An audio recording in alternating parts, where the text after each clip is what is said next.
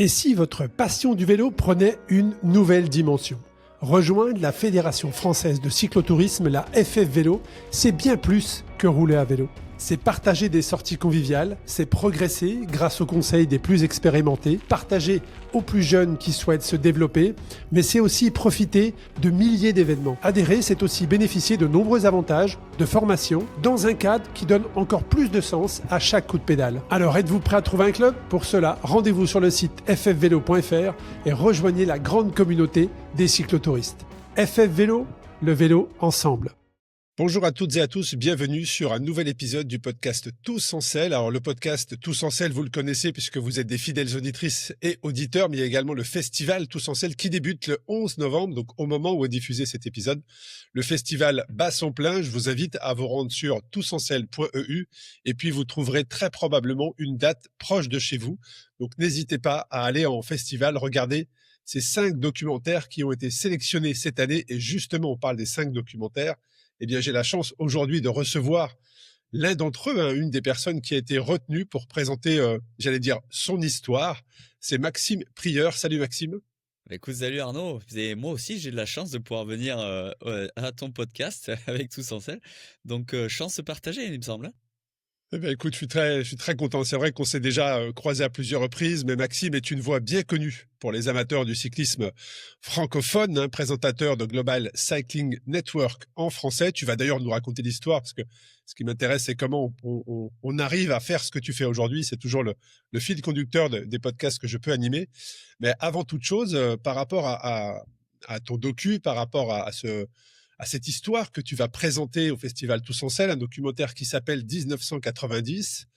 Avant de rentrer dans ton parcours, Maxime, est-ce que tu peux nous pitcher justement ce documentaire, cette histoire? Je ne sais pas si c'est un documentaire, c'est plus une histoire En fait, entre deux amis. c'est plus une fiction plutôt qu'un documentaire, parce que les documentaires, j'ai l'habitude, on va dire, d'en faire. D'ailleurs, l'an dernier, on était déjà au festival a- Exact. avec l'Enfer Basque, qui était vraiment un docu. Là, cette année, avec Antoine Bernet, on a voulu faire une fiction, on va dire, raconter un peu, partager l'imaginaire.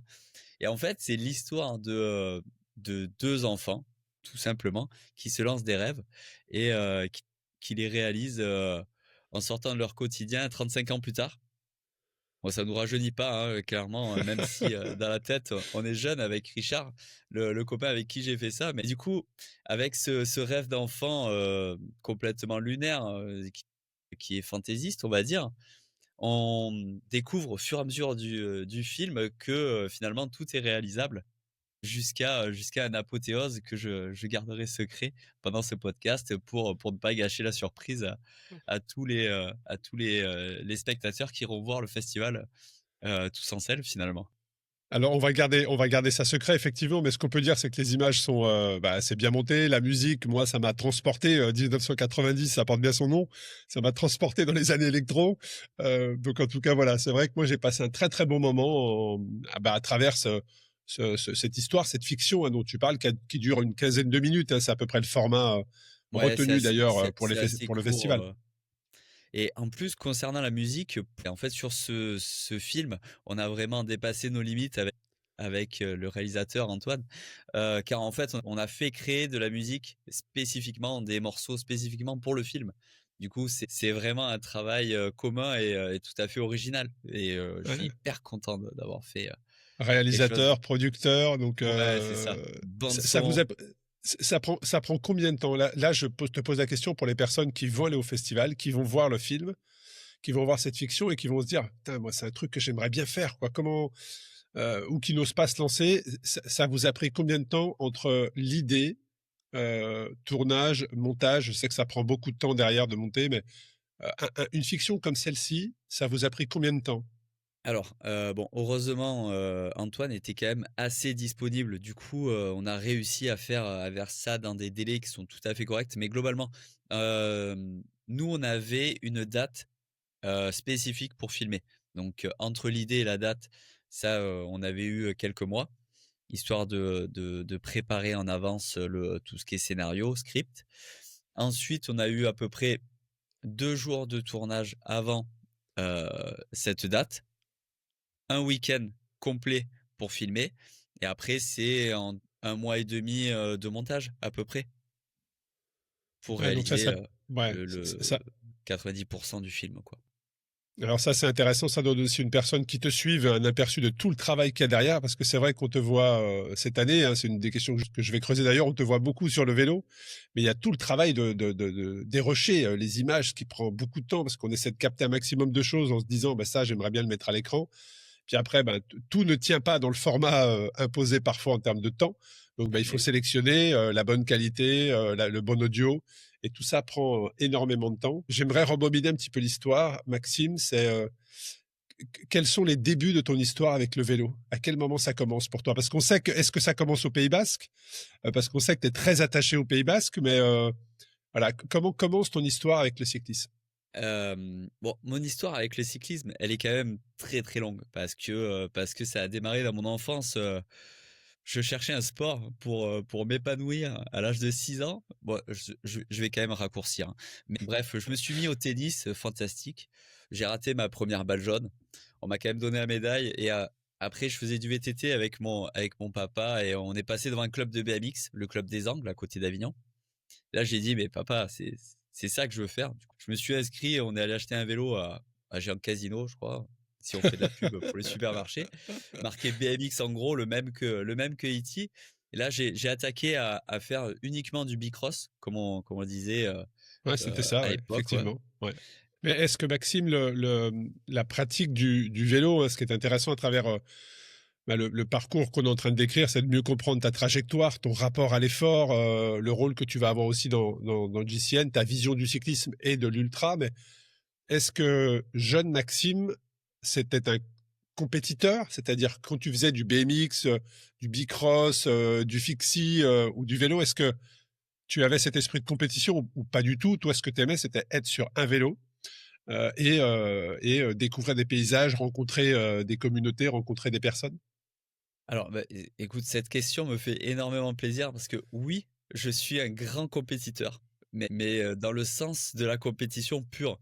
Si je peux faire du vélo avec les copains et les doubler dans un virage en bicross en faisant un gros dérapage, je vais être le premier à le faire et à en abuser. Par contre, dans ma carrière de bicrosseur, de motocrossman, de tout ce que j'ai fait dans ma vie avant l'ultra, j'étais nul. J'étais celui où mon père m'a mené aux courses de bicross pendant 7 ans. J'ai fait ça. Et pendant 7 ans, j'essayais de passer les manches. J'étais nul. Et, euh, et j'y retournais parce que je me régalais, quoi.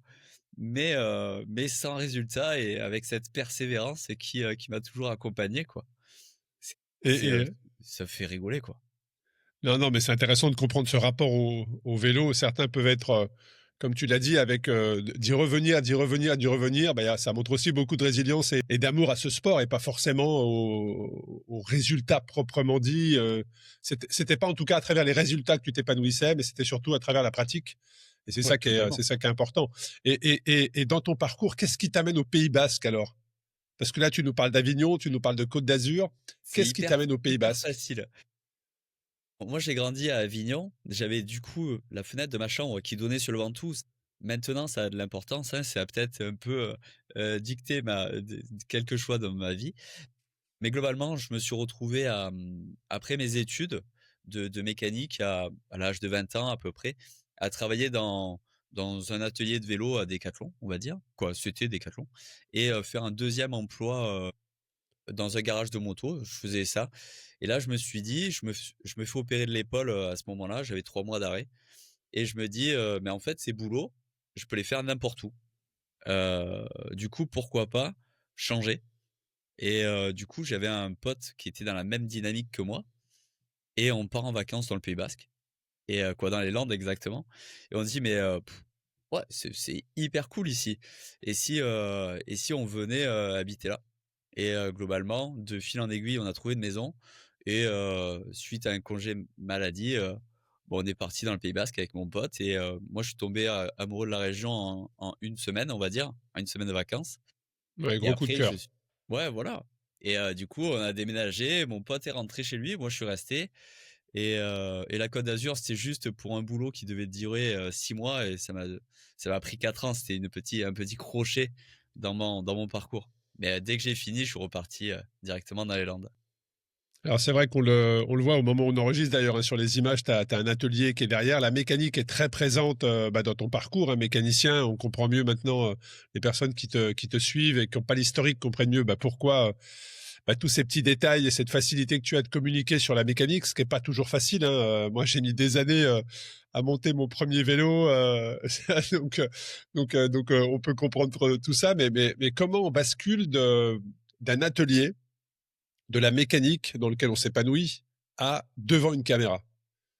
Parce qu'il y a quand même un gap, tu vois, tu Alors, peux être très mais bien dans un atelier, certains n'ont pas la facilité que tu peux avoir à s'exprimer, mais quel a été le chemin pour qu'aujourd'hui tu sois la voix française de GCN? D'ailleurs, tu peux nous expliquer, GCN, pour les personnes qui nous écoutent, c'est quoi?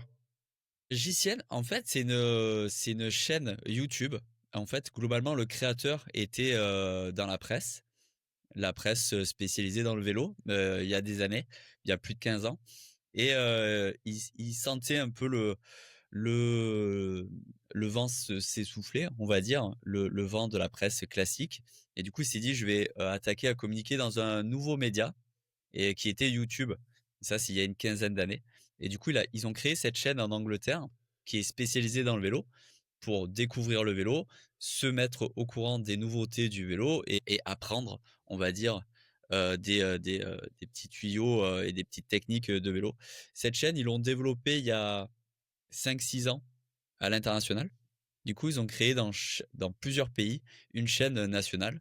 Donc, on a eu la chaîne en France, la chaîne en Italie, en Allemagne, en Espagne. Et ça, c'était il y a 5 6 ans. Et moi, tout simplement, en fait, je faisais mes vidéos de vélo sur mes réseaux pour faire marrer mes copains, y compris en mécanique, pour faire marrer mes copains, parce que la mécanique, c'est quelque chose qui me fait marrer avant tout et qui me fait Parce que plaisir. parce que tu le maîtrises parfaitement. Oui, parce que j'ai Ouais, pas ouais, ouais. peur de me rater et de refaire. Oui, mais ça peut être un frein pour beaucoup, Maxime, hein. C'est-à-dire que quand tu maîtrises pas la mécanique, tu le vois bien au départ d'épreuves d'ultra ou même sur un vélo, combien ne savent pas, même pas quel braquet ils ont. Tu vois ce que je veux dire? Oui, oui, non, mais totalement. Donc, quand on maîtrise la mécanique, je peux me mettre à ta place, de trouver ça drôle, de tenter des D'essayer. choses parce que tu Eh sauras oui. toujours retomber sur tes pattes, en fait. Bon, après la mécanique, je fais un petit crochet avant de parler de GCN, mais la mécanique, autant le vélo m'a toujours suivi, autant la mécanique aussi, hein. Ouais. Parce que avant l'âge de 10 ans, je repeignais les vélos avec mon père. À 14 ans, j'ai eu une mob, comme on dit, ou Ouais. un 103. Sans trop respect. 103, j'ai pas eu le modèle SP parce que c'était un peu le modèle sport tendance. J'ai pas eu celui-ci, mais j'en ai eu plusieurs. Mais je faisais la première fois que j'ai démonté le moteur pour l'enlever du cadre, j'arrivais pas à le remonter. Il y avait un ressort avec une vis qu'il fallait serrer. Ceux qui ont déjà démonté un moteur de 103 le connaissent, ce ressort. Et je n'y arrivais pas. J'allais pleurer et mon père est arrivé. En fait, il m'a expliqué. Mon père qui est un mécanicien du dimanche, hein, on a à la base, on n'avait pas de science de la mécanique dans la famille, hein. Mais cette envie de bricoler, on va dire, heu, je dis ici, j'espère que personne ne le retiendra, mais je suis passé dans des magazines de mobylettes à l'âge de 14 ans parce que je les repeignais et que je faisais du tuning de mobylettes. Et donc ça a été mon amour de la mécanique qui m'a toujours suivi. Repeindre les vélos, faire du bricolage. Et en fait, je connaissais le caméraman chez GCN qui un jour m'appelle et me dit, «Bah, Max, écoute, sur tes réseaux, je sais que tu fais vraiment beaucoup de vélo. Tu fais des courses, de vélo. Est-ce que, ça te dirait de faire un présentateur de, la chaîne GCN en français?» J'ai dit: «Écoute, Alors, moi qui, j'ai» qui- qui était déjà lancé, hein. C'est-à-dire que la chaîne en français était déjà lancée. exactement, elle Et il avait y avait, déjà 4 ans. voilà, c'est ça. Et il y avait un Il y souhait avait probablement de renouvellement, en tout cas d'animateur En ou fait, c'était Loïc et Florian qui avaient décidé d'arrêter pour partir sur des aventures personnelles, qui du coup laissaient une place, disponible.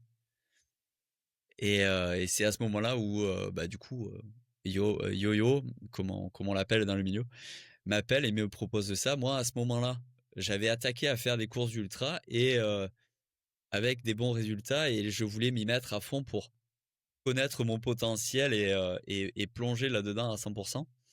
Donc j'avais C'est quand déjà même une grosse question. C'est quand même une grosse question à te poser, Maxime, parce que là, on parle enfin là, on n'est pas à produire pour sur son compte perso et la qualité est ce qu'elle est. Voilà, là, on est quand même sur une diffusion avec des moyens de production, avec enfin une équipe. non, mais C'est quand même ouais. c'est monstrueux.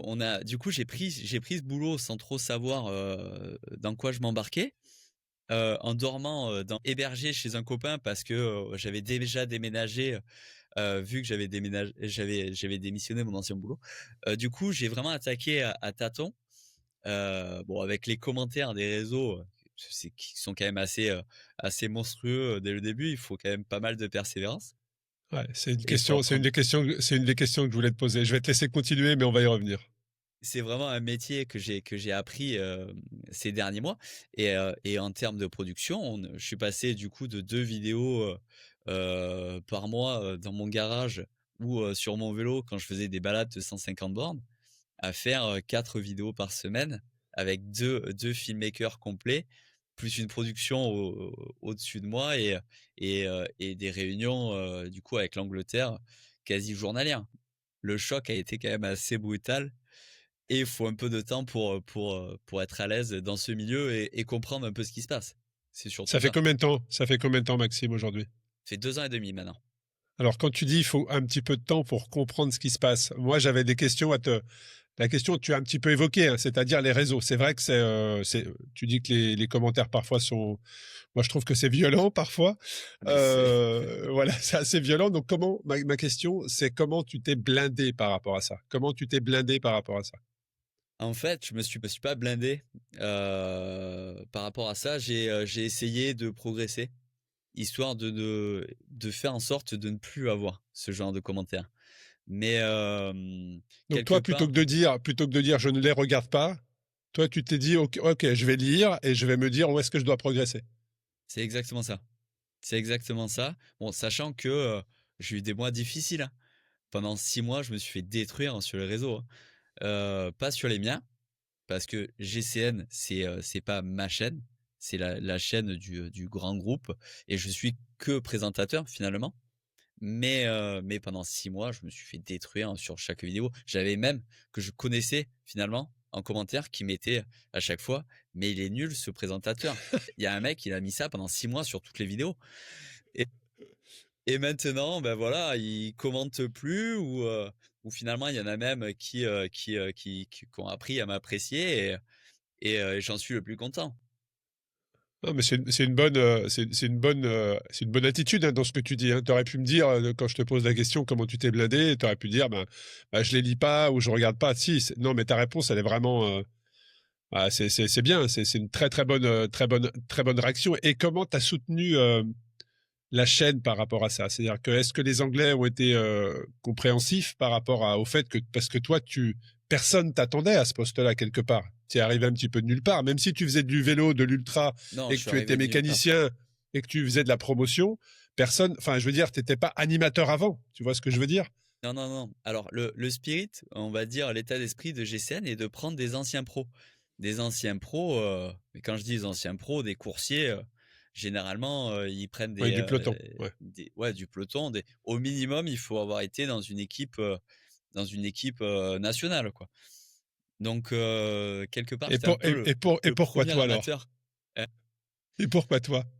Bah, déjà parce que j'habitais pas loin du bureau, donc ça a été un bon point. J'étais disponible, j'étais, à l'aise sur les réseaux et j'avais envie et bon la mécanique m'a aidé aussi, hein, parce qu'on a toute une part d'explications, de tutos mécaniques qui sont quand même très importants. Mais moi je pense que l'ultra, le fait que je m'engage et que j'essaie de me professionnaliser a joué dans la balance, là-dedans. Le côté Ouais, engagement a un peu compensé le côté ancien pro finalement. Ouais, puis je Et pense que la finalement, mécanique aussi, hein, le fait d'être quand même oui, très très à l'aise en mécanique, quand tu fais des épisodes où tu parles mécanique, bon après si les gens font le transfert et vont sur ton compte perso, bon ils voient que tu maîtrises parfaitement et que tu n'apprends pas un texte par cœur pour être crédible. Il y a vraiment une connaissance précise de ce dont tu parles. oui. Donc est-ce que c'est toi Maxime qui choisis ta ligne édito ou est-ce que vous êtes quand même Non, conseillé, c'est orienté partagé. par la tête du groupe. Non, c'est partagé, c'est partagé. En fait, ça fait partie d'un système à 3 points, nécessaires. Donc moi, je propose mes idées, de mécanique ou de vidéos qui sont, pour moi valables. On a, une personne qui harmonise ça au niveau international, un peu sur toutes les chaînes et après on a le côté partenaire aussi qui est à inclure dans la balance Bien sûr, bien sûr. pour que tout le monde soit content à la fin. Moi, mon but est de trouver des sujets, qui vont intéresser les gens. La personne qui, harmonise tout ça vérifie que ça colle à la ligne éditoriale de la chaîne. Et puis qu'il y ait pas d'écart probablement entre l'Espagne, l'Italie, la France, l'Angleterre, que l'ensemble reste cohérent dans la ligne édito. Exactement. Malgré que chacun ait ses spécialités, mais il faut qu'on reste dans le même état d'esprit, dans l'état d'esprit de la chaîne, totalement. Ouais, bien sûr. Et quand on aime la mécanique, quand on aime le vélo, là on a parlé un petit peu des critiques, mais on va rester sur le positif. Ça devrait quand même être un sacré kiff de faire ce que tu fais tous les jours quelque part, tu vois. Honnêtement, autant les commentaires peuvent être vraiment, importants au niveau impact, mental, mais quand ils sont bons, je fais attention à rester sur terre, clairement. Je sais pas À si, l'inverse, non, mais cet été, on a filmé sur la Race Cross France, que tu bah, connais bien. oui, bah oui, oui, oui, oui. C'est un peu de ma Heu, faute si t'étais là. non, mais oui, c'est un peu de ta faute, complètement. Mais d'ailleurs, c'est ta faute est bien plus importante que seulement la Race Cross France que cet été. C'est un peu ta faute si je fais de l'ultra mais ça, on pourrait y revenir On plus peut en tard. parler. Bah oui, bien sûr. Mais par contre, je sais pas si tu allé voir les commentaires, mais Non, les gens honnêtement, non, non. J'ai vu ton film, bien évidemment, j'ai regardé parce que je savais que tu avais beaucoup, beaucoup capté, voilà, mais j'ai pas été voir. Non, non, j'ai pas été voir. et d'ailleurs, j'ai une histoire, rigolote sur ce film. Mais par contre, au niveau des commentaires, les gens s'y retrouvent, ça les pousse. Il y a des gens qui se mettent au vélo, grâce à ce genre de vidéos et globalement, ils font que me féliciter sur 800 commentaires. Là, ça, c'est un moteur dont je bénéficie que Ouais, peu c'est de vrai. monde peut avoir, en fait. Ouais, c'est vrai, c'est vrai. Ouais. Et ça, c'est gratifiant. C'est gratifiant. Je fais attention, je mets les chaussettes de compression pour pas prendre des chevilles. Mais, non, non, non, ça, c'est un moteur hyper puissant. Ouais, c'est vrai que c'est une vraie reconnaissance quand tu as le public comme ça, les gens que tu connais pas qui te font des commentaires et qui te disent, bah, grâce à toi, je faisais 20 kilos, 50 kilos de plus il y a 2 ans et j'ai vu tes docus, j'ai vu tes images et ça m'a donné envie. Bah, là, tu te dis, voilà, je suis dans la bonne direction et ce que je fais, ça a du sens. Et tu parlais d'ultra, alors effectivement, hein, moi je me souviens tu parlais du Ventoux tout à l'heure, que ta fenêtre donnait sur le Ventoux. Moi, Totalement. je me souviens de toi au sommet du Ventoux. C'était en 2021 sur un 300 km de Race Cross France où tu avais terminé Exactement. second à quelques minutes, je crois que c'était 1 ou 2 minutes du Une vainqueur. Voilà, 1 minute du vainqueur, voilà. Et je me souviens, tu étais avec ton papa, effectivement, qui t'attendait au sommet. Et c'est là où je t'ai vu arriver dans l'ultra. Et là, je reconnais le compétiteur. Parce que je me souviens très, très bien. J'étais au sommet du Ventoux. Tu es venu me voir en me disant quand est-ce qu'on a les résultats, combien je suis ah classé. ouais? Et je t'avais dit, bah, il y a encore du monde sur la route. Voilà. Donc ça, je me souviens bien et ça reprend bien ce dont tu parlais. Et ça a été ton point d'entrée dans l'ultra. Et pourquoi tu me dis juste avant que ça a eu un impact derrière? C'était quoi? C'est que tu as découvert une autre manière de faire du vélo? C'était quoi quel a été le Non, chemin sur l'ultra? le chemin sur l'ultra, il est causé en fait, l'histoire est un peu longue. Je vais en vacances chez ma sœur. Elle m'a dit: «Tiens, regarde cette course, c'est incroyable, les gens, ils traversent l'Europe». Elle me parle de la transcontinentale. Exact. Ça doit être en, je sais pas, peut-être 2000 2015, non même pas 2012, un truc comme ça sur la première transcontinentale. Oui, on est dans ces années-là, je pense, 2012-2015. Quelques années plus tard, je vois passer j'ai déménagé dans les Landes, je vois passer la première Race Cross France et je vois que le 28 juillet, le jour de mon anniversaire, il y a du coup une épreuve qui fait Mandelieu, sommet du Ventoux. Je me dis, mais il faut être complètement fumé du cerveau pour partir faire ce parcours en plein juillet, avec le soleil qui tape, aussi long, avec autant de dénivelé, en pleine canicule, faut être cinglé, quoi. Bref, ça, je vois ça. Je le garde au fond de moi, hein. Et un copain, en fait, me dit: «Tiens Max, t'es le meilleur, cycliste que je connais. Je cherche quelqu'un pour m'entraîner je me suis inscrit, à un Bikeman, viens avec moi, entraîne-moi». Bon, bref, on fait des sorties pendant 6 mois ensemble. Il fait son Bikeman, il y arrive et il me dit: «Mais pourquoi tu fais pas toi?» Je dis: «Bah, écoute, moi, c'est trop dur. Tu bien marrant, Juju, mais moi, mes sorties, elles me vont très bien. Je fais mes 2 cyclosportives, je me régale, laisse-moi tranquille, quoi. J'ai pas envie de mourir dans un caniveau, quoi». Et non, mais c'est véridique, hein, mot pour mot. Et bref, il m'embarque un peu là-dedans. Il me fait, rencontrer, Axel Carion des Bikeman. Du coup, on fait une reco ensemble, j'accroche, je me dis: «Bon, bah, allez». À ce moment-là, je lance le club, Fast Club. Exact, on va en parler aussi, j'ai des questions sur ça, ouais. Du coup, je suis dans un peu un cercle global et je me dis: «Bon, allez, je m'inscris, à ce Bikeman». Et mais je veux pas y aller, sans expérience. Moi, il me faut contrôler, les choses. Donc je m'inscris à cette Race Cross France 300 que je trouve que, il faut être cinglé pour aller faire ça en plein juillet, au Ventoux, quoi. Et de là, j'arrive à cette Race Cross France avec plein de copains. On est hyper contents et je me dis: «Bon, bah, allez, je vais faire la course, quoi». 300 kilomètres, 340 d'ailleurs, c'est une belle arnaque. Ouais, ouais, ouais. Sachant que dans les 340, du coup, dans les 40 qui sont pas, spécifiés au départ, il y a quand même le Ventoux Il y a le pour 20 Ventoux. kilomètres. Arnaque totale et longue histoire, mais je la raccourcis au maximum. Je fais la course et là, ma sœur m'envoie un message. Elle dit: «Mais Max, tu 3e et 4e avec, ton pote Clément». Mon pote Clément que je croisais, sur la route, qui était du Pays basque aussi. Je me dis: «C'est incroyable! Comment c'est possible que je sois aussi bien classé?» Moi, je roule, comme, comme, je roule bien, je suis en forme, mais j'ai aucune idée des autres, à quelle vitesse, ils roulent. Vu qu'on part tous en décalé, je ne sais absolument pas quelle est ma place. Oui, parce qu'il peut y avoir effectivement entre le premier et le dernier, il peut y avoir 2 heures et demie de temps qui se sont écoulés parce que les départs sont donnés toutes les 30 secondes. Donc, c'est une fois que la ligne d'arrivée est franchie et quasiment tous les participants ont terminé que tu peux avoir une idée de ton classement, mais pas avant.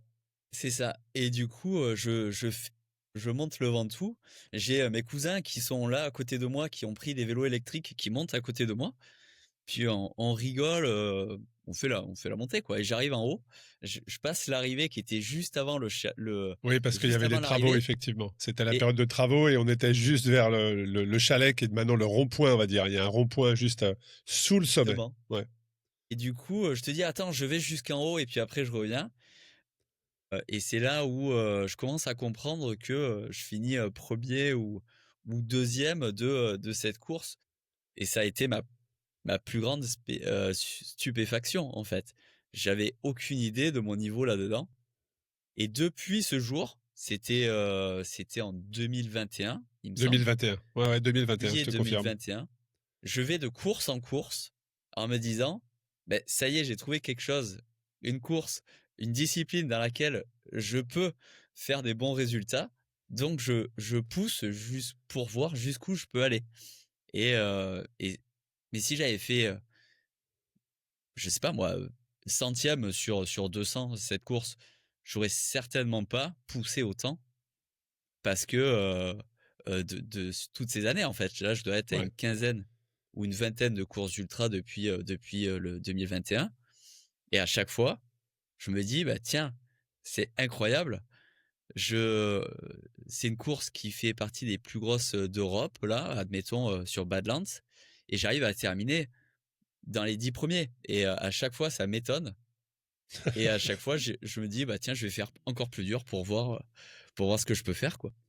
Alors, c'est vrai qu'on te voit beaucoup présent sur les événements d'ultra. Est-ce que, moi, la question, j'ai l'impression, après, c'est peut-être qu'une impression, mais j'ai l'impression que cette année, tu as enchaîné beaucoup d'épreuves, en tout cas depuis 18 mois, tu vois. J'ai l'impression que tu enchaînes beaucoup d'épreuves et je me suis dit, est-ce que c'est en lien avec GCN? C'est-à-dire que, est-ce que le contenu immersif que tu proposes marche bien? Et est-ce que la chaîne, justement, se dit, bah, c'est génial, on a quelqu'un qui fait de l'ultra, qui performe, qui en plus produit du contenu. Ça intéresse les gens parce que soit il y a des commentaires, soit il y a des vues, bref, ça matche bien. Est-ce que c'est aussi un bon alignement des planètes avec GCN? Que vous partiez en gravel, en bikepacking ou que vous rentriez du boulot le soir, chaque détail compte. Des pneus adaptés, une sacoche bien placée, une chaîne impeccable, c'est là que Cyclable entre en jeu. Que ce soit pour une escapade en pleine nature ou traverser la ville, tu peux tester et personnaliser ton vélo avec des experts et des professionnels cyclables dans 83 magasins en France et en Suisse. Parce qu'un vélo bien préparé, c'est tout simplement plus de plaisir, plus de kilomètres et surtout plus d'aventures. Je pense que c'est une construction, hein, de plusieurs années. La première année où je suis arrivé chez GCN, j'ai fait tout un tas de courses d'ultra, mais qui étaient pendant mes congés, où je filmais pas. La deuxième année, j'ai toujours fait les courses pendant les congés, et puis sur 2 ou 3 courses, j'ai ramené des images, on a fait des premières publications. Là, on s'est vu que ça marchait vraiment. Les gens se reconnaissaient là-dedans. Et bah là, c'est du coup la troisième année. Et j'ai pas fait plus de courses, mais par contre, elles étaient toutes filmées et Ouais, pas. ouais. Donc gros changement. Ouais, c'est intéressant. Ça veut dire, parce que tu vois, la chaîne aurait très bien pu te dire, non, mais attends, ça c'est ultra, c'est une niche, laisse tomber, on va rester concentré sur le World Tour, tu vois. Donc c'est intéressant d'avoir ce regard et cette ouverture sur les différentes pratiques du cyclisme. Ouais. Et puis et en plus, ça progresse parce que l'an prochain, je fais encore de belles courses, et tout le monde est focus là-dedans. Mais après, j'ai dû leur montrer aux Anglais, Mm. même si les chiffres étaient bons, que quelque part j'étais un peu fou. Un des éléments qui a été déclencheur là-dedans, c'est on était tous en comment on appelle ça? Sunshine shooting. Ça, c'est sunshine shooting, on était du côté de Malaga. Malaga peut-être en décembre ou un truc comme ça. Et en fait, je dis: «Allez, ciao les gars», le vendredi après-midi. Je leur dis: «Bah, moi je rentre en vélo, et mon but est d'être au bureau lundi, pour faire les vidéos classiques». Et en gros, ils m'ont dit: «Mais en fait, personne me croyait». Les Français, ils savaient, mais tous les autres pays se disaient: «Bon, bah, le mec fait n'importe quoi, c'est pas vrai, il bluffe». Et en fait, j'ai été parti avec un carton, je mets le carton dans la poubelle, et je leur dis: «Allez, ciao». Et je suis parti, j'ai pris une tempête de neige, hein, au milieu, mais j'ai fait 1 000 kilomètres entre le vendredi après-midi et le Et dimanche, lundi matin, tu étais au et le bureau, ouais. dimanche. Et le lundi matin, j'étais au bureau, et on a une réunion globale, le matin, le lundi matin, avec tous les pays. Et en fait, ils étaient stupéfaits que je sois rentré Et tu penses que ça, c'est le point de départ? de Tu penses Malaga. que c'est ce qui t'a donné de la crédibilité? Et là, ils se sont dit: «Mais pourquoi on n'a pas filmé ça?» Et moi, je leur ai dit: «Beh, parce que je fais ça, en fait, un week-end sur 2, quoi». Et ça a été là le déclencheur où tout le monde, toutes les barrières, on va dire, Ouais. se sont effacées, et c'est remonté jusqu'au plus haut de la chaîne en disant: «Mais ce genre d'aventure, c'est de l'aventure, il faut qu'on le filme». Et Ouais, c'est intéressant de voir comment ça se construit. Ouais. ouais, ouais, c'est vraiment on va dire une aventure en lien, et un travail de fond, ça s'appelle donner pour recevoir, hein, clairement. Ouais, non, mais tu l'exprimes parfaitement, effectivement. C'est-à-dire que personne, une nouvelle fois, hein, personne s'attend à ça, en fait. Et toi, non seulement tu le dis, mais en plus tu le fais. Et là, bon, la crédibilité, elle est forcément au maximum et au rendez-vous. Et tu parlais tout à l'heure de Race Cross France. Alors, effectivement, tu étais sur Mmh, 2500 kilomètres cette année. mmh. Tu revenais sur Race Cross France, parce qu'effectivement, tu as eu beaucoup des épreuves. Tu as fait le circuit Bikingman, tu as fait la Badland, tu as fait beaucoup d'autres épreuves d'ultra en Europe. Ça t'a fait quoi de revenir sur la distance reine cette fois-ci, en ayant commencé en 2021 par le 300 et en revenant avec, là, cette fois-ci, de l'expérience, des connaissances, des compétences sur le 2500 km? C'est clairement la sensation d'accomplir un trajet complet, hein. D'être parti sur le 300 sur ma première épreuve et d'arriver, quelques années plus tard et partir confiant pour faire la plus grande, en essayant de se donner à fond, sans avoir trop d'inquiétude, sur le fait de finir. Ouais, t'étais serein. La vitesse après c'est encore, Oui, c'est quelque autre chose d'autre. chose. Mais t'étais Mais, serein sur sur tes mes cap. capacités, Voilà, ouais. j'avais quelques interrogations parce que j'avais jamais fait aussi long. Mais globalement, je savais que j'étais capable de le faire et d'arriver au bout sur cette épreuve reine. Ouais, ça m'a fait vraiment plaisir de finalement de finir cette boucle, même si la boucle Race Across France, finalement, elle est C'est en une train de traversée, faire ouais. une marguerite là, parce qu'il y a cette Race Cross France, mais il y en a pas mal autour. Non, c'est bien je pense que de partir et de finir un projet pour pouvoir en commencer d'autres, c'est C'est une étape. toujours agréable. Et par rapport à 2021, là, tu es quand même beaucoup plus médiatisé. Ça veut dire que quand tu fais des aventures comme ça, des épreuves ultra ou même une cyclo, bref, quelle que soit l'épreuve aujourd'hui, est-ce que tu communiques aujourd'hui? C'est-à-dire que est-ce que les gens viennent? Nous, je sais qu'à Mandelieu, qu'il y a des personnes qui étaient là parce qu'ils voulaient voir arriver Maxime, tu vois. Ouais, Donc ouais, je sur le suis long de arrivé. la route, sur le long du parcours, en plus vous avez les GPS, donc on sait précisément où vous vous situez. Est-ce que tu as des anecdotes à nous partager sur ça, des gens qui viennent à ta rencontre, qui viennent partager avec toi, rouler quelques mètres avec toi? Mais oui, oui, oui. Alors, bah, d'ailleurs, j'en ai encore une fois, hein, j'en ai plusieurs d'anecdotes. La première, j'étais hyper frustré en découvrant le parcours de la Race Cross France parce qu'on ne passait pas au Ventoux et en fait, je voulais faire un rassemblement pour, dans la montée du Ventoux derrière moi, un peu à la Forrest Gump quand il court là. Je m'étais dit: «Tiens, mais avec les gens qui me suivent, ma famille, tout le monde il y a énormément de monde dans le Vaucluse. On va pouvoir faire un truc fantastique» et paf, on est passé à la montagne de Lure et heu et du coup, j'ai pas pu inviter tout le monde à monter avec moi. Par contre, non, au cours du trajet, sur les 2 500 kilomètres, j'ai croisé énormément de gens qui sont venus rouler avec moi, quelques kilomètres et discuter voire même, se mettre au bord de la route. Je me rappelle, j'ai un papa avec son fils qui était, à Gap, au bord de la route. Je suis passé à peut-être 10 heures ou 11 heures du soir et je suis passé, comme un sauvage, en fait, sans m'arrêter. Bah, parce que ça reste une course et il me proposait: «Ah salut Max, on t'a attendu, avec mon fils. Tiens, tu veux un coca? Tu veux boire un truc? Tu veux manger un truc?» Et je dis: «J'ai pas le temps, désolé, je continue» et ça c'est tellement sympa et des comme ça, j'ai eu un mécano du Tour de France qui est venu rouler avec moi. J'ai, heu, j'ai eu un copain d'un autre participant qui est venu rouler avec moi, qui était hyper content, ouais non, c'est, Ouais, c'est des rencontres, c'est des belles rencontres, des beaux souvenirs, des bons moments. Puis ça te permet aussi de connecter avec les gens qui te suivent tout au long de l'année, à travers tes aventures, mais aussi à travers tes différentes aventures et reportages. Toi qui es vu passer, t'es bien placé pour avoir vu passer le vélo des plateaux télé à des vidéos immersives.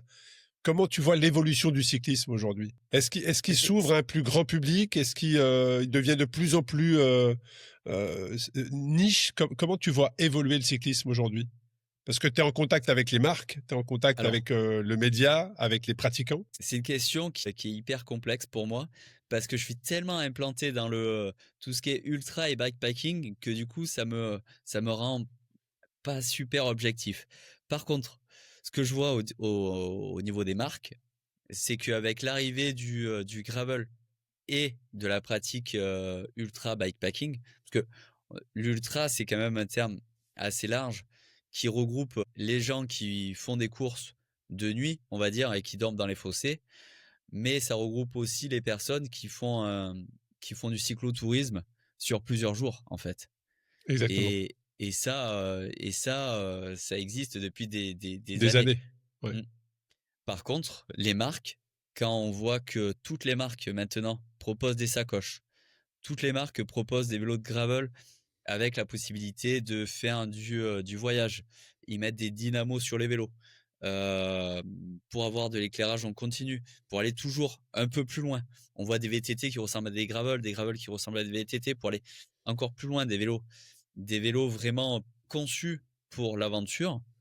Je me dis que le côté, routier sportif est toujours là, parce que la ferveur du Tour de France est toujours aussi forte et ça, c'est fantastique. En plus de ça, avec le Tour de France féminin, c'est pareil. Il y a vraiment un engouement côté course, mais par contre, dans la pratique, les gens, j'ai un peu l'impression qu'ils délaissent, on va dire, un peu les clubs classiques pour aller vers des choses plus modernes et peut-être un peu moins de vitesse, mais plus d'aventure. Ouais, plus Et ça, communautaire, ouais. mmh, Peut-être plus communautaire, ouais.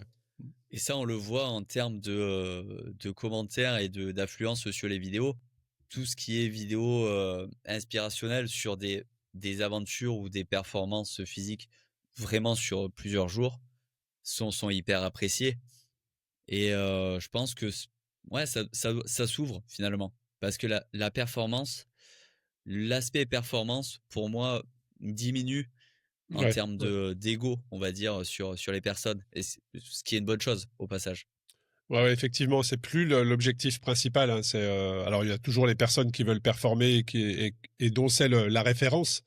Mais aujourd'hui, on voit beaucoup de personnes qui viennent juste pour se dépasser, vivre quelque chose, que ce soit le nombre de licenciés, les communautés. Alors on parlait de communauté, justement, l'aspect communautaire.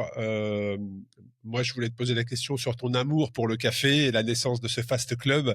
Est-ce que tu peux nous parler de ça aussi? Parce que c'est important, hein, c'est aussi se mettre en avant, c'est aussi partager sa passion. Donc C'est voilà, est-ce que exactement ça. tu peux nous raconter cette histoire à travers le Fast Club Café? L'histoire est assez simple, hein. En fait, peut-être, 2018-2019, c'est là où du coup, j'ai passé mes 30 ans, je commence à faire plus de vélo et un jour comme ça, j'ai ce nom, Fast Club, qui arrive dans ma tête et je me dis: «Beh, tiens, c'est un super nom, il faudrait que j'en fasse quelque chose dans le futur» et du coup, je pense à faire une marque, faire un peu de merchandising sur des tenues, des casquettes, pourquoi pas des vélos, mais je me dis: «Bon, j'ai pas le temps». Heu, pour être une marque à l'heure actuelle, il faut y travailler à 100 dedans, il y a trop de concurrence.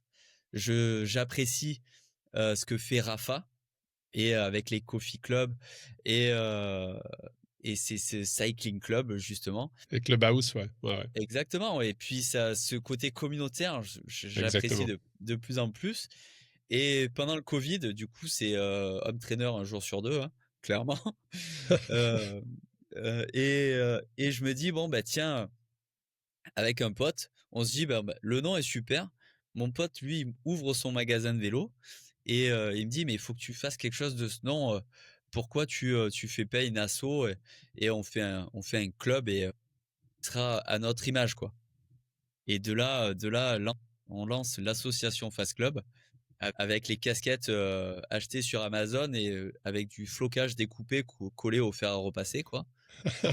Et c'est ça. Et on se dit, bon, bah, ok, pour financer le club et faire des trucs cool avec, avec cet asso, plutôt que de vendre à Intermarché du coin, j'ai rien contre Intermarché, hein, même si je préfère Leclerc. Bref. Mais on se dit, bah tiens, on va faire le lien, on va vendre du café et sous le sous-titre d'association et grâce à ça, on va financer des trucs cool pour le club. Et d'où le café, l'escalade. Un peu plus tard, on a créé une société pour vendre un peu plus de café, un peu plus de tenues, tout en gardant l'association. Là, maintenant, la société, on n'avait pas le temps de s'en occuper, on l'a arrêtée. Ouais, c'est Ça vraiment reste du temps, hein. Ouais, c'est vraiment du ouais, temps, ouais. c'est trop de temps, c'est trop de temps, Est-ce avant. que tu as une formation de barista, Maxime, derrière?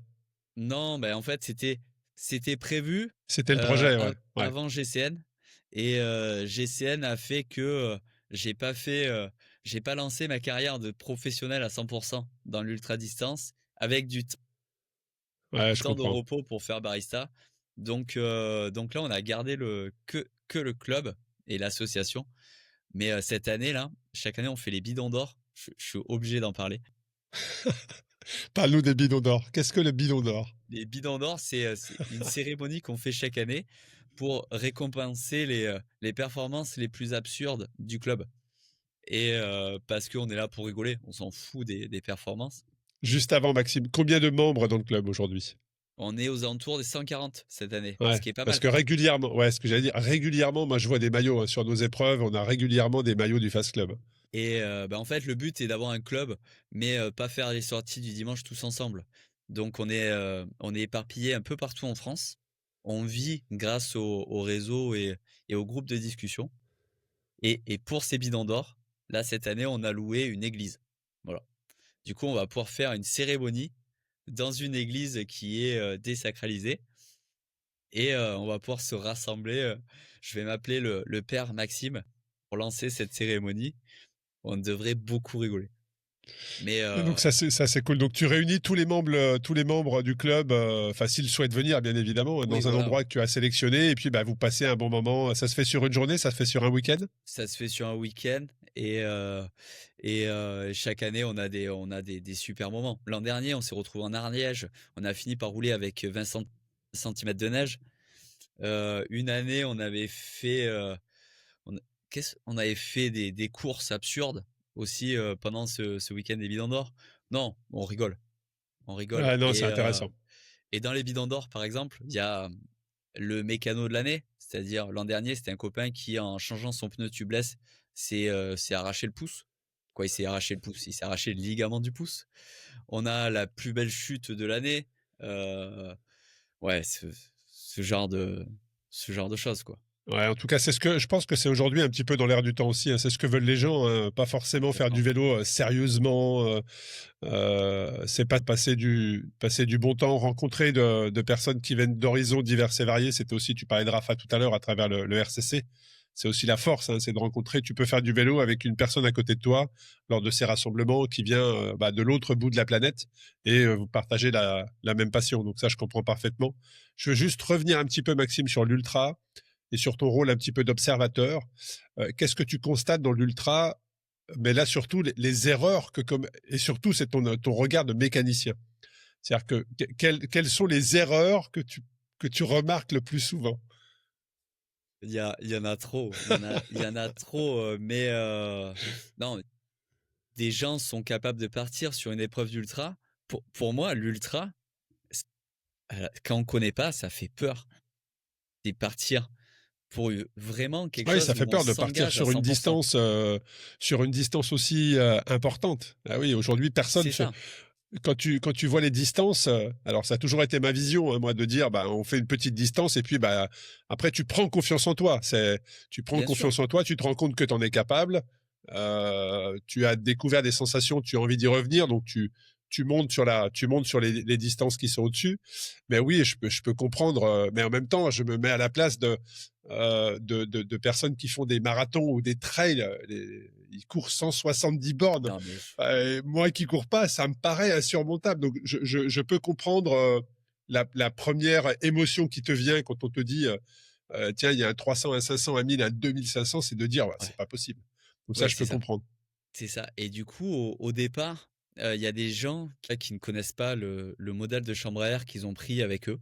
Mm, mm, mm. Et, et au-delà de ça, de l'ignorance, on va dire, c'est pas un mot que j'aime bien, je trouve ça un peu dégradant, mais de ne pas avoir les capacités de mécanique, c'est une chose, mais, mais le nombre de personnes que je vois s'énerver, perdre patience, alors qu'ils essaient de trouver une solution pour réparer leur vélo, c'est ça qui me choque le plus.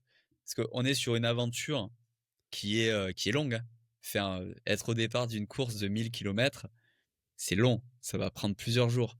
Et, et s'énerver parce qu'on n'arrive pas à brancher un câble de GPS ou parce qu'on n'arrive pas à remettre le pneu, bah non. En fait, faut garder son calme, c'est le plus important, et réfléchir en permanence pour essayer de trouver une solution. Mais oui, c'est une question de patience, la mécanique.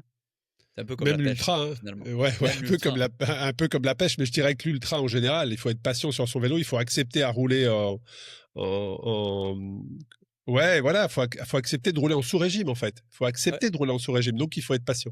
Donc je comprends parfaitement, mais c'est vrai qu'on voit un nombre de personnes. Moi, quand on me pose la question, qu'est-ce que je dois faire pour faire de l'ultra-distance, ben, la première réponse, c'est déjà connaître ton vélo. Essaie de comprendre comment fonctionne ton vélo, tu vois. Si tu dois changer la chaîne, bah, comment ça fonctionne. Si tu as un bruit, bah, d'où est-ce qu'il peut venir et qu'est-ce que ça va générer et comment tu peux C'est l'arrêter. C'est déjà de comprendre ta machine. Et alors, on parle de comprendre sa machine, on parle d'ultra, donc on parle d'amateur. Mais toi qui côtoies les professionnels, est-ce que chez les professionnels aussi, de par JCN, tu rencontres des pros qui ne connaissent pas leur vélo? mais cette question est totalement malhonnête de ta part. Tu le sais très bien. Les professionnels du vélo ne, en général, on va dire, hein, parce que évidemment, il y en a qui sont super forts en mécanique, mais je ne connais pas le pourcentage, mais la majorité ne savent rien faire sur leur vélo parce que depuis qu'ils sont jeunes, ils sont sur le vélo pour performer et Ouais, ils font ça de façon incroyable. Mais c'est pas leur boulot de réparer une chambre à air, de changer la roue ou changer un boîtier de pédalier. C'est pas leur boulot. Ils ont une équipe autour d'eux qui, qui est là pour ça. Et ils ont même pas besoin de se poser la question. C'est pour les amateurs, en fait, la mécanique. Ceux qui ne veulent pas aller au magasin et, euh, et qui veulent se débrouiller. Pour te donner une idée de mon amour de la mécanique, quand j'étais petit, parce que je roulais avec un vélo, un bicross du coup, un bicross avec des roues en 1/3/8. C'était des roues de 20 pouces mais fines. À Noël, mon père m'avait acheté deux cercles pour les changer parce que les miennes étaient trop tordues. Et du coup, à l'âge de peut-être 10 ou 11 ans, je me suis amusé à dérayonner ma roue et la re-rayonner. Bon, j'ai fait un massacre, hein, clairement. Ça a fini au magasin parce que ma la roue, question, ça allait elle être de est, dire, t'as mis combien de temps? Parce que ça se fait pas comme ça, quoi. je sais pas, c'était il y a longtemps maintenant, hein. Je te rappelle, j'avais 10 ou Ouais, mais 11 ans. c'est le meilleur Mais, moyen d'apprendre. C'est le meilleur mais moyen c'est le d'apprendre. meilleur moyen. Mais j'ai pas réussi à la fin. La roue, elle était voilée, elle avait du saut. Le voile, je crois que ça allait, mais il y avait du saut de fou. Ça a fini chez Cycle Robert à Avignon, mais oui, c'est un peu ça en fait, c'est un peu la mécanique, c'est la prolongation de quand tu achètes et que tu fais des Lego en fait. C'est ça. Et en termes de mécanique, toi, il me semble que tu avais raconté dans une vidéo que la première chose que tu avais fait, c'était démonter ton vélo à 100% pour le remonter, pour connaître, Bah, savoir comment il fonctionnait. C'est toi qui avais oh, fait ça, il me semble. alors moi, j'ai jamais démonté, alors, j'ai monté mon premier vélo il y a 1 an et demi, effectivement. Il y a 1 an et demi, c'était la première fois où je montais mon vélo de A à Z et j'avais vraiment cette envie, tu vois, C'est j'avais ça. vraiment cette envie de me dire, OK, parce qu'en fait, qu'est-ce que m'a apporté l'ultra, moi? C'est exactement ce que tu dis. C'est-à-dire que l'ultra m'a apporté la connaissance du vrai vélo, j'allais dire. C'est-à-dire qu'avant, je faisais de la compétition. Mmh. Et en fait, en faisant de l'ultra, je me suis rendu compte que je connaissais pas du tout la machine sur laquelle je roulais, quoi. Parce que quand tu as un problème et puis un autre, et puis tu te dis, bah mince, ça je sais pas faire, ça je sais pas faire. En fait, tu sais pas comment fonctionne ton vélo. Et en fait, c'est ce que m'a apporté l'ultra, en plus bien d'autres choses. Mais c'est surtout de me Bien dire, sûr. mais en fait, tu roules sur un truc qu'on appelle un vélo, qui est censé t'emmener sur des milliers de kilomètres et qui va probablement arriver des choses. Mais en fait, tu sais même pas comment ça fonctionne, quoi. Tu sais pas d'où vient ce bruit. Ça, si t'arrive un problème, bah, tu sais pas le réparer, alors que il va falloir si tu veux continuer. Et je pense que l'ultra, moi, c'est ce que ça m'a amené en plus de l'aspect communautaire, découverte, Bien sûr. presque méditation parfois, réflexion. Mais c'est surtout de se dire, mais en fait, tu ne connais même pas comment fonctionne le vélo sur lequel tu roules depuis des années, dont c'est ta passion depuis des années. Maîtriser sa passion, c'est aussi de savoir le roulement, le jeu de pédalier, l'entretien. Parce qu'on parle de Oui, mécanique là, mais l'entretien, mais tu le sais. Là aussi, ah c'est ben, une question malhonnête. Mais, mais comment tu peux faire de l'ultra et en arrivant avec un vélo au départ qui est dégueulasse, qui est pas entretenu, parce que les gens savent parce que pense qu'il l'achète et sans entretien, le vélo, il va faire 50 000 bornes. Bah non, en fait, ça marche pas comme Non, ça. ça marche pas. Voilà, ça marche pas Mais comme ça. Et je pense que l'ultra m'a apporté ça, en fait. C'est cette prise de conscience que il faut maîtriser plein d'éléments. Alors, on parle de sommeil, alimentation, hydratation, stratégie et aussi mécanique de ton vélo. et c'est pas rare de voir les gens au départ d'une course ultra en qui ont des problèmes sur leur vélo avant le départ et ça Oui, bien sûr. Ouais, ouais, bien sûr. ça me rend fou. Ça me rend fou parce que moi, on m'accuse de négliger mes vélos. Sur les réseaux, je m'amuse à faire des vidéos, f fantaisistes, on va dire et plutôt humoristiques sur de la mécanique, un peu, un peu à l'arrache, on va dire. Mais par contre, mes roulements de roues, ma chaîne et mon boîtier de pédalier, ils sont neufs à chaque course. C'est nickel. Ah oui. Même si on croit que je néglige mon vélo, mais je l'ai payé, hein. Il y a pas longtemps, j'ai fait une course, j'ai pas remis de liquide tubeless dans les roues. J'ai passé ma course à réparer mon vélo. Ça m'a rendu fou. Bon, j'ai Ça a rigolé, hein. dû, ça a dû faire de belles images. Mais non, je filmais pas, c'était le week-end ça. C'était pour m'amuser. Je peux pas filmer sur toutes les courses, sinon après ça fait trop pour les gens. Aujourd'hui, Maxime, comment ta relation avec le vélo a évolué, que ce soit vers l'ultra, mais pas forcément avec l'ultra, c'est surtout par rapport à ton métier aujourd'hui, parce que c'est vraiment ton métier, c'est de produire du contenu, de créer du contenu justement pour répondre à des questions, que ce soit pour ceux qui veulent performer, mais aussi ceux qui aiment tout simplement le vélo et qui veulent comprendre comment ça fonctionne, ce dont on parlait. Comment ces 3 dernières années, ta vision ou en tout cas ton regard sur ta passion a évolué? Mon regard sur ma passion je dirais que ça a pas énormément évolué. Par contre, dans les faits, j'ai totalement changé de vie, hein. J'ai totalement changé de vie parce que dans cette volonté de faire toujours plus, on va dire, bah, maintenant je suis obligé de m'entraîner sérieusement, et régulièrement. Hem, du vélo finalement quand je fais moins de 200 kilomètres, pendant une semaine, j'ai l'impression d'avoir pris des vacances. Hem, après grâce à mon boulot et la médiatisation, qu'il y a autour de ça, du coup j'ai réussi à, j'ai des contrats de partenariat, du coup j'ai la possibilité d'avoir plein de vélos, différents, de faire plein d'aventures différentes, que quelque part, si je dois le résumer en un seul mot, c'est l'épanouissement personnel.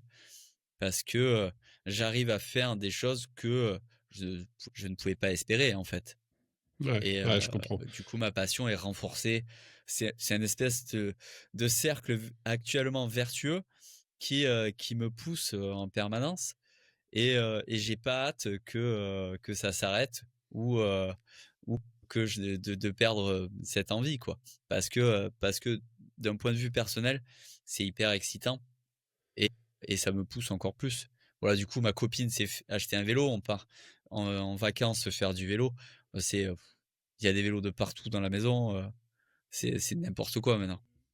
Et comment tu trouves, Maxime, cet équilibre entre vie professionnelle, vie personnelle comment tu trouves cet équilibre? Parce que parfois le cyclisme, et tu le sais, tu as probablement rencontré ces cyclistes qui se laissent envahir justement par cette passion, et à un moment donné, tu franchis la ligne et bah, il y a cette désociabilisation derrière. Toi, en plus, il y a ton métier qui est de produire du contenu. Donc, comment tu trouves l'équilibre entre tout ça, de pas en faire trop, t'épanouir personnellement, t'épanouir professionnellement, tu vois, de pas aussi avec la médiatisation, parfois certains peuvent se. Tu disais que tu portais des bas de contention, des chaussettes de contention, mais je sais que c'est avec humour, mais je veux dire, parfois tu peux avec aujourd'hui les réseaux sociaux, tu peux te prendre pour un autre. Donc, comment tu arrives à trouver cet équilibre? Bon, déjà, je pense que c'est grâce à mon entourage. Déjà, premièrement, hein, qui ne m'idolâtre pas et ça, c'est quelque chose de hyper important pour moi bon, je sais que j'ai aucune personne qui n'est pas fière de moi dans mon entourage proche. Ça, c'est clair, mais c'est quelque chose de tout ce qui est performance, tout ce qui est, aventure, qui reste de côté, on va dire. Parce qu'on est là pour rigoler avant tout et ce côté prise à la légère de tout n'empêche pas l'entraînement, mais permet d'avoir un mental plus relaxé de ce côté-là. Et heureusement, après, à l'heure actuelle, je m'amuse quand je fais du vélo, quand je fais des vidéos. Quand je fais du vidéo, je m'amuse plus ou moins. Ça reste, c'est un travail, hein, donc Bien sûr. avec, Mais tu as toujours le sourire, tu as toujours beaucoup oui, d'enthousiasme dans ce que tu fais. je Ouais. je suis content de ce que je fais, donc ça se Ça se ressent. voit. Ouais, ça se voit. Hem, c'est compliqué d'avoir un bon équilibre parce que le vélo prend trop de place actuellement dans ma vie, mais j'en suis satisfait à l'heure actuelle et avec mon entourage, on arrive surtout ma compagne, clairement, on arrive à s'en sortir heureusement. Heureusement qu'elle travaille le week-end aussi. Heu, Petit message non mais personnel, ne change pas de boulot, ne non change mais pas de boulot. il y a pas de secret, hein. Bien sûr. Après c'est un équilibre qui à l'heure actuelle, fonctionne, mais dans lequel, je mets beaucoup d'énergie et j'essaie d'y faire énormément attention parce que, bah, on peut déraper facilement, en fait, Ouais, c'est en sûr. étant trop pris dans le truc, et ça, Ouais, c'est c'est sûr. je pense que à mon âge, je ne suis plus un jeune débutant de 25 ans, qui a la pression des pelotons, on va dire, qui peut être dans un cercle, vicieux. Je pense que avoir l'âge de pouvoir prendre un peu de recul et pour pouvoir garder ce plaisir intact. Ouais, c'était intéressant d'avoir ton positionnement sur ça, mais tu parles de plaisir intact. Est-ce que c'est pas le kiff absolu parce que ton métier t'amène à rouler dans des pays incroyables. Tu as été encore il y a quelques semaines au Kirghizistan, je crois, ou dans un Ouais, pays en stan. Voilà. Et c'est quand même des pays qui sont impressionnants, mais qui sont tellement beaux dans toutes les différents docus que j'ai pu voir à travers tes images. Aujourd'hui, quel est le plus beau spot? Alors, c'est une question probablement la plus difficile que je vais te poser, mais quel est, à travers tous les pays où tu as posé tes roues, lequel t'a vraiment, vraiment marqué par la beauté du paysage? Me réponds pas le Ventoux, parce que là, ça sera totalement biaisé. non, non, c'est pas le Ventoux parce que quelque part le Ventoux, bah non, je le connais trop donc C'est le repère, c'est le repère. c'est le repère, c'est l'étalon, on va dire. Non, par contre, un des pays que je trouve fantastique à rouler, pour moi, reste le Maroc. Le Maroc, Heu, ouais. le Maroc, c'est pas une destination qui est incroyable parce que c'est hyper facile de partir au Maroc, mais on arrive à trouver des traces qui sont tellement lunaires, on va dire, pas lunaires en termes de surface, mais par exemple, un Qui petit sont belles, chemin, qui te transportent, ouais, ouais, ouais, ouais. un petit chemin au milieu de nulle part, avec des étendues à perte de vue, sans trace de civilisation, sur en plus des chemins qui sont hyper agréables à rouler, bon en VTT, hein, mais moi c'est quelque chose qui m'a vraiment frappé. Bon après, je cache pas que j'ai fait, Kirghizistan, Tadjikistan cet été et c'était juste incroyable. Vu qu'on roulait sur une grosse route, un gros chemin où passent des camions, les paysages étaient juste incroyables parce qu'on était à 4000 mètres d'altitude avec des glaciers à 6 ou 7000 à côté de nous. C'était, c'était lunaire. Quand on filmait, le caméraman, il me disait: «Si je me mets là, c'est bien, là, c'est bien». Bref, Ouais, ouais, c'était ouais. partout, c'était juste incroyable. Là, à 4000 mètres, d'eau salée, incroyable, incroyable. Mais en termes de vélo, il me manquait ce petit single qui fait, que tu es transporté dans un endroit où, tu as l'impression d'être la première personne à passer là. Bon, même s'il y a un chemin, on sait que le chemin il est pas venu tout seul, mais ce côté, découverte, et traversée d'étendues, le Maroc, ça fait partie des plus belles destinations pour moi. Ouais, ouais, c'est comme tu dis, hein, il suffit pas non plus d'aller à l'autre bout de la planète pour avoir des choses qui te transportent. Et parfois, le paysage, cette petite route, effectivement, ce petit single dont tu parles, c'est assez bizarre le moment où chacun arrive à avoir cette déconnexion. C'est très personnel, hein, c'est très, très Bien sûr. personnel de dire à ce moment-là, bah, paf, moi, ça m'a marqué parce que c'était un petit single, il y avait un paysage, d'autres, ça va être un coucher de soleil, d'autres, ça va être un lever de soleil.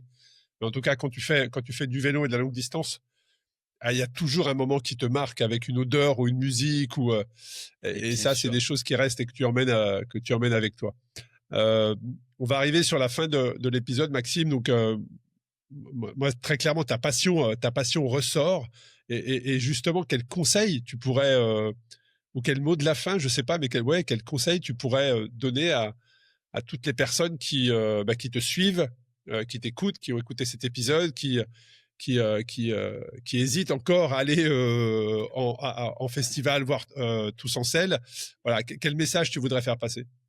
Bon, c'est assez facile. Bon, déjà, si je mets juste un petit conseil avant, en mécanique ou sur un ultra, le plus important est de connaître son GPS par cœur. Ça, je pense que c'est ça la plus grosse erreur que font les gens au départ d'un ultra. Donc ça, c'est bon, c'est dit. Et tu parles de ma passion qui est intacte et mon plaisir du vélo. Je pense que c'est exactement ce qu'on a voulu montrer dans le film 1990, de montrer que on peut énormément s'amuser et en faisant du vélo et qu'il faut garder ses rêves en fait d'enfant dans un coin de sa tête pour pouvoir les réaliser à un moment ou un autre quand le moment sera adéquat et je pense que je peux pas mieux pitcher le film et ma passion du vélo qu'à travers cette petite phrase qui résume finalement le film parce que on y est là en fait. Toi qui as vu le film, tu Ah oui, peux oui, pas me clairement. dire qu'on n'est pas dedans.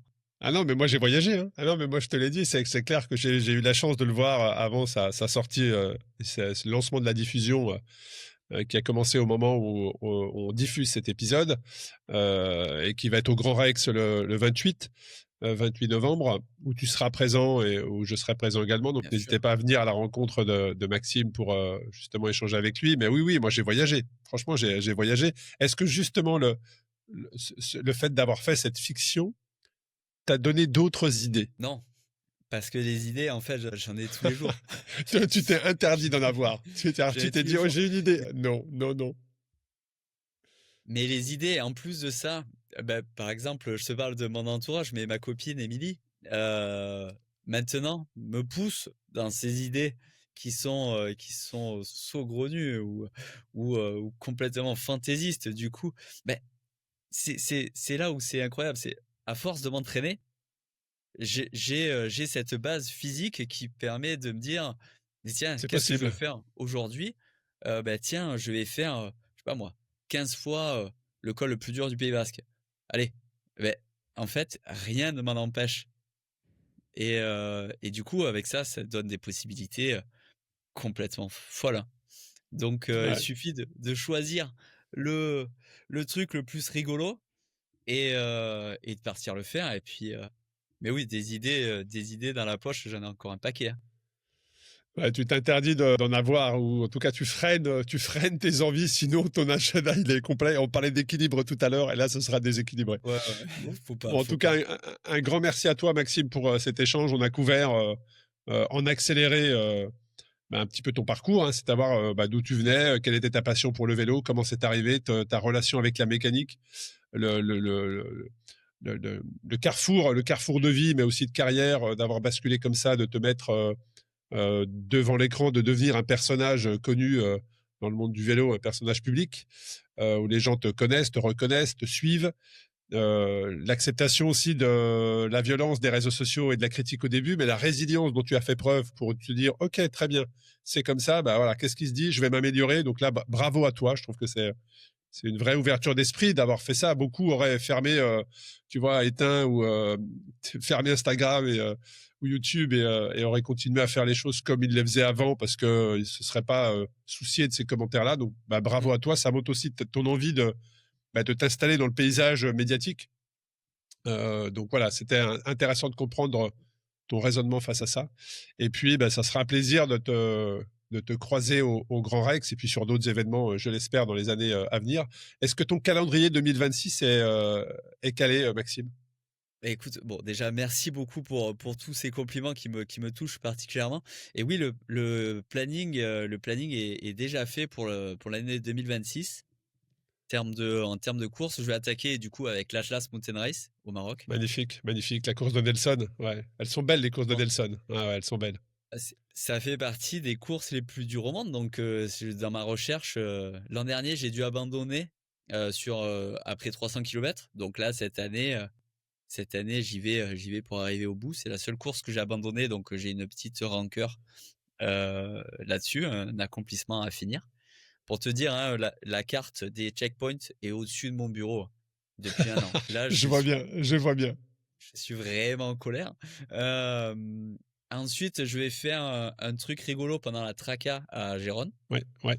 Où ça va être très très drôle et solide. Et ensuite, je vais partir sur la TCR, du coup, pour ma première année. Donc, la transcontinentale, c'est entre 4000 et 5000 kilomètres. Ça sera pour moi une des courses les plus dures au monde si j'arrive au bout. Donc, ça sera bon. Et puis en 2027, je serai sur la Silk Mountain Road. Ouais, qui est quand même l'aboutissement pour moi, la Silk toujours de Nelson. Hein, c'est vraiment pour moi. Alors, il y a du vélo dedans, mais il y a aussi du dépassement de soi, de l'aventure. Parce que là, je trouve que il y a un niveau d'engagement de survie qui est quand même présent. Et là, pour moi, c'est l'aboutissement d'un parcours de passionné d'outdoor ou de bikepacking. C'est cette course-là pour moi. Mais c'est ça, avec l'altitude, du dépassement, mais à outre Ouais, mesure. plus. Ouais. Mm. Là, on n'est pas dans le Mais bon, dépassement physique, hein. On est dans le dépassement dans tous les sens du terme, ouais. total. Mais Ouais, total. honnêtement, vu que je suis allé, on est passé, en fait, on avait le camp de base qui était à Saritash, au Kirghizistan. Et en fait, c'était sur la route de la Silk et on y était pour ce film au Tadjikistan en même temps. Du coup, on a croisé des participants et j'ai vu que dans les magasins, on pouvait acheter du Coca-Cola et des sneakers. Moi, c'est tout ce qu'il me fallait, hein. Maintenant, je suis rassuré et puis j'ai essayé l'altitude, donc rouler à 4000, chose qui est quand même assez inquiétant. Et ça s'est Ça fait bien quoi? passé pour moi, donc C'est quoi les symptômes, Maxime? mal de tête, essoufflement. Mais mal de tête, nous, on a eu un tout petit temps d'acclimatation, c'est-à-dire 1 jour et demi. Bah, Oui, c'est court. C'est très court. Ouais, c'est très court. on n'était pas vaillant. On n'était pas vaillant. L'Irlandais avec lequel je roulais, lui, a eu le mal des montagnes, le mal de l'altitude. Du coup, il a dû dormir avec un appareil à oxygène toute une nuit. Mais ouais, c'était tous les matins, on avait une prise pour mesurer, une mesure pour mesurer notre taux d'oxygénation dans le sang et tout. C'est, ça peut faire peur. Bon, on a roulé à 4600 mètres d'altitude. C'est fantastique.